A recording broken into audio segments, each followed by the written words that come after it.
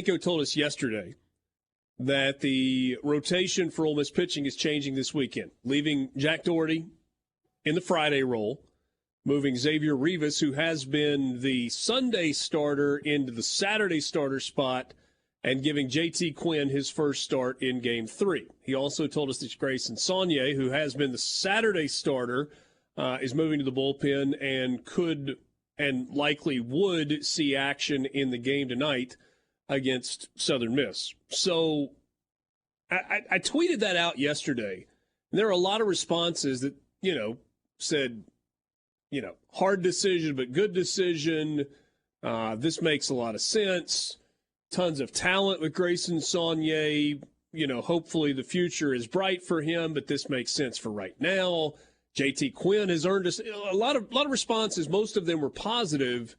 And it felt like for a lot of people, it was like, okay, well, they're trying something because it hasn't worked well. Borky, what was your reaction to that announcement? It needed to happen. I was talking about it on Sunday night with somebody, and they asked, do you take him out of the rotation? And I said they should, with all due respect to the young man who looks like he has a bright future. He's young. Young pitchers at this level go through stuff. He's not ready yet, and that's okay. I mean, he's not ready yet.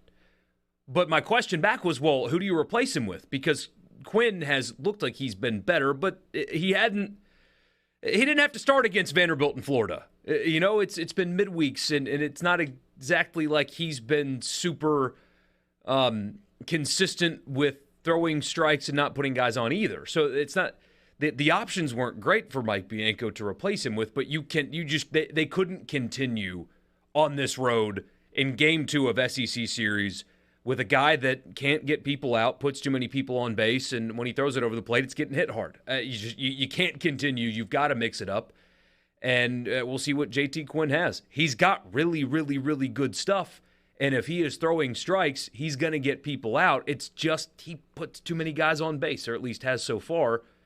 But Rivas earned the promotion to go from Game 3 to Game 2. He's probably been their most consistent arm lately, at least starting, and they had to do it.